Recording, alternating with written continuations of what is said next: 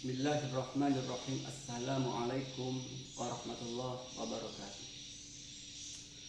Sahabat yang dirahmati Allah Subhanahu wa ta'ala, pada kesempatan ini insya Allah saya akan melanjutkan kajian kitab Awamil, tentunya membahas kelanjutan dari apa yang saya sampaikan di episode ke-1. Pada episode ke-1 saya membahas jumlah awamil yang mana di dalam kitab karangan Syekh Nawawi bin Muhammad Ali tersebut dikatakan jumlah awamil ada 100. Kemudian dari jumlah awamil yang 100 itu nantinya ada yang dinamakan amil lafzi dan ada pula yang dinamakan amil maknawi. Nanti insya Allah akan kita terangkan apa yang dimaksud dengan amil lafzi dan apa yang dimaksud dengan amil maknawi. Maka sebelum saya menerangkan secara keseluruhan, saya baca terlebih dahulu. Di dalam kitab Awamil dikatakan bahwa i'lam annal awamila fin nahwi mi'atu amilin. Ketahuilah sesungguhnya amil di dalam ilmu nahwu itu ada 100. Lafzatun maknawiyatun. Pertama amil lafzi, yang kedua amil maknawi. Nah, kemudian fal lafziyatu minha ala darbaini. Amil lafzi kemudian dibagi menjadi 2 bagian. Sama iyatun wa qiyasiyatun. Ada yang dinamai dengan amil lafzi samai, ada juga yang dinamai dengan amil lafzi qiyasi. Nah, untuk lebih jelasnya insya Allah kami praktekkan dalam papan tulis yang ada di belakang ini. Jumlah amil itu ada 100. Jumlah amil jumlahnya ada 100. Nah, kemudian dari 100 amil ini dibagi menjadi 2 bagian. Ada yang dinamakan amil lafzi, ada juga yang dinamakan amil maknawi. Lalu pengertian amil lafzi itu sendiri apa? Pengertian amil lafzi adalah huwa ma yutalaffazu wa yudraku. Amil yang bisa diucapkan dan bisa ditemukan secara bentuk tulisannya. Itulah pengertian daripada amil lafzi. Nah, saya contohkan inna nih. Kemudian ada fi, kemudian ada lagi kana.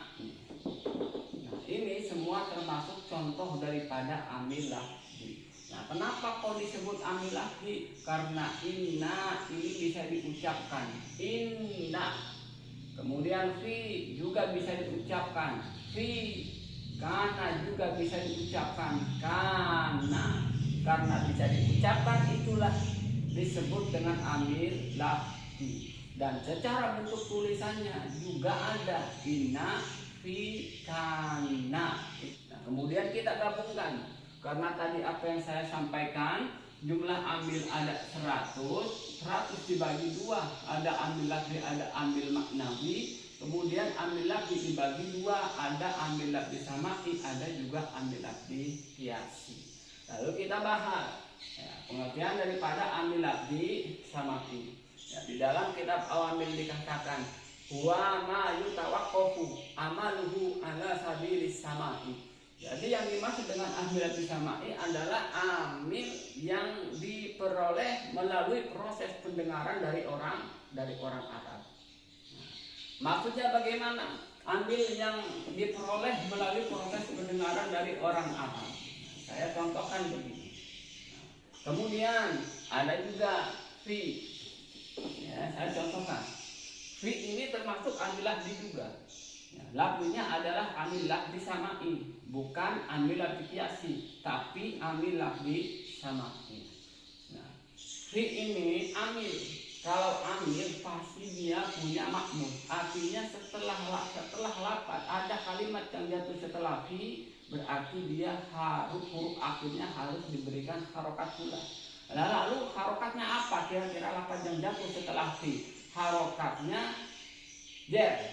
Harokatnya dibaca jer. Saya contohkan, lafaznya fil masjidi. Huruf akhirnya perhatikan nih, dal saya lingkari dibaca jer. Kenapa? Karena diejerkan oleh fi.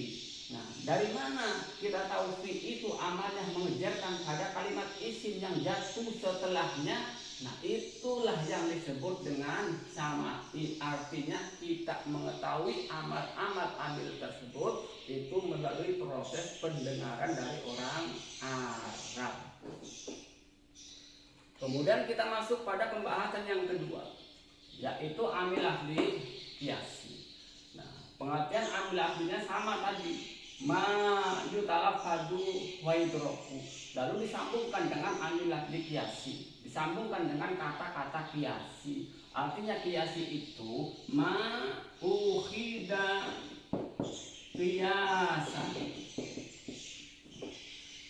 sesuatu amil yang diambil dengan cara penyamaan dengan amil-amil yang lainnya. Nah, saya contohkan ya, amil qiyasi ya, saya contohkan ya, diantaranya adalah lafaz, diantaranya adalah fiil madhi. Nah, ini termasuk amil qiyasi adalah fiil madhi. Nah, seperti yang saya katakan tadi, jumlah amil sama'i itu ada 7. Yang pertama, salah satunya adalah fiil madhi.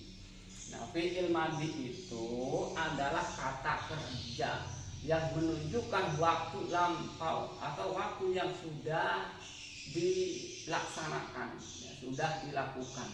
Itu arti daripada fiil madhi. Atau ringkasnya, fiil itu adalah kata kerja. Nah, saya contohkan, doroba nih.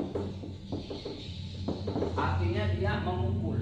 Kalau memukul berarti kata kerja, pekerjaan. Kemudian nasoro, menolong itu juga termasuk kata kerja. Kemudian ada fatahah. Fatahah artinya membuka juga itu adalah kata kerja. Karena doroba memukul, nasoro menolong, fatahah membuka itu adalah semua kata kerja.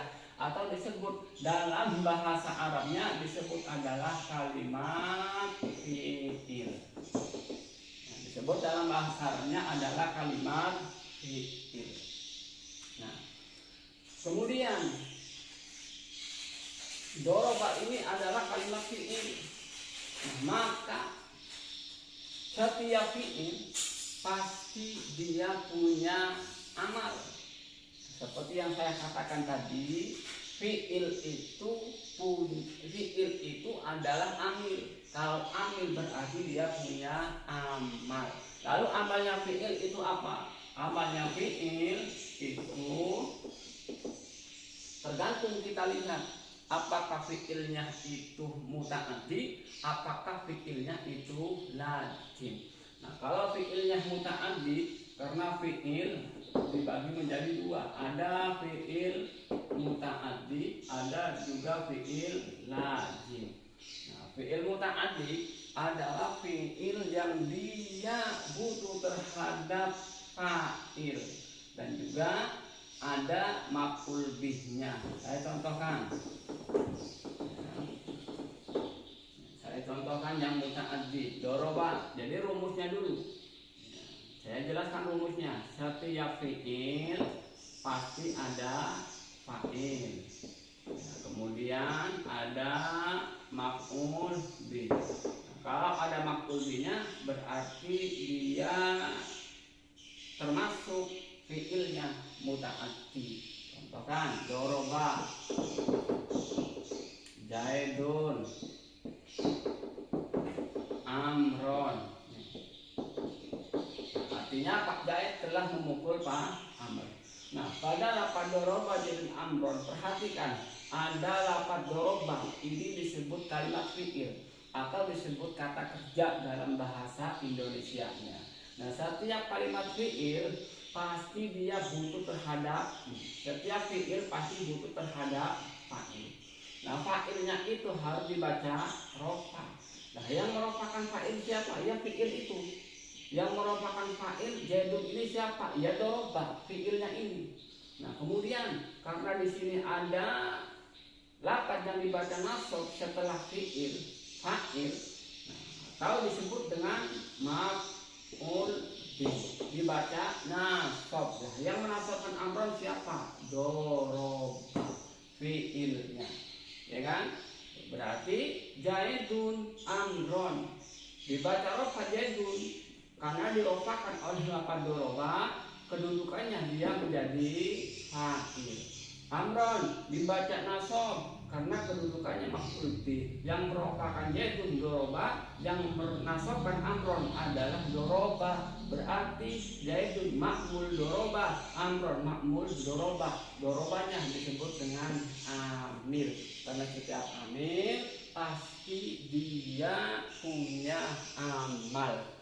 Itu contoh yang daripada fi'il muta'addi. Lalu kita contohkan ya, amalnya fi'il lazim. Karena tadi saya katakan ada muta'addi, ada lazim itu. Nah, kalau fi'ilnya itu lazim, dia cuma butuh fi'il dan fa'il saja. Artinya tidak ada maf'ul bihnya. Contoh, jalasa Zaidun. Artinya Pak Zaid telah duduk. Nah, perhatikan, jalasa ini artinya duduk. Kalau duduk berarti pekerjaan. Nah, pekerjaan dalam bahasa Arab disebut dengan fi'il. Kemudian setiap fi'il tadi saya katakan ya, kalau fi'ilnya itu cuma dia membutuhkan fa'il saja, maka jalasa ini disebut fi'ilnya lazim. Jalasa disebut fi'ilnya lazim. Nah kemudian jalasa ini karena fi'il, tadi fi'il itu termasuk amil. Kalau amil berarti dia punya amal atau punya makmul. Mana makmulnya? Zaidun. Nah i'rabnya lafaz Zaidun ini huruf akhirnya tidak dibaca rofa, atau i'rabnya rofa karena dirofakan oleh lafaz jalasa. Lalu hukum kiasinya di mana? Kiasinya kata kerja itu banyak, bukan hanya memukul, bukan hanya duduk, ada juga kata membuka, kemudian alima telah mengetahui, kemudian olah berkata. Ini juga semua kalimat fi'il. Artinya setiap kalimat fi'il itu juga pasti ada amalnya. Amalnya yang tadi saya katakan, kalau fi'ilnya itu muta'addi berarti dia ada fa'il, ada maf'ul bih. Kalau fi'ilnya itu lazim, cuma ada fa'ilnya saja. Itulah yang dimaksud dengan kiasi. Kemudian yang ketiga ya, ada yang disebut dengan amil maknawi.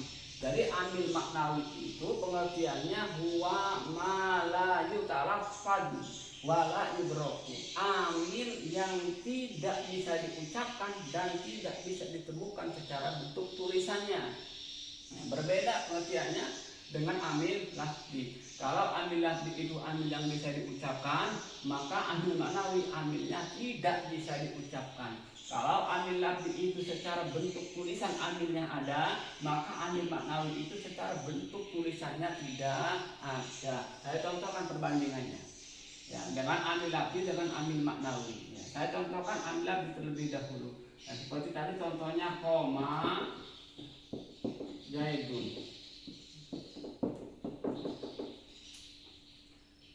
Wis ngadeg sapa Zaidun di Zaid, Pak Zaid telah berdiri. Nah, perhatikan, ini Zaidun dibaca rofa karena ada yang merofakan siapa? Koma.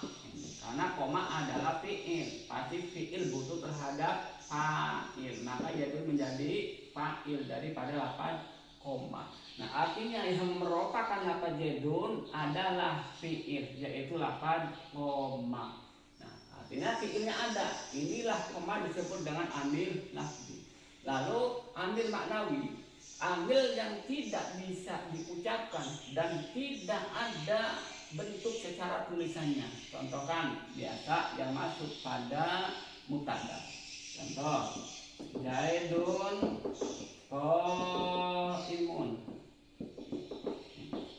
Utawi ki Zaid iku wong kang ngadeg. Pak Zaid adalah orang yang berdiri. Perhatikan sini, lafaz Zaidun ini dibacanya rofa. Pertanyaannya, siapa yang meropakan lafaz Zaidun? Ada pasti. Nah, karena setiap huruf akhir dari setiap kalimat itu pasti ada yang menggerakkan harokatnya yang disebut dengan amil. Tapi pada lafaz Zaidun kok yang meropakan mana? Tidak ada. Ya, tapi ada hanya secara maknawinya saja.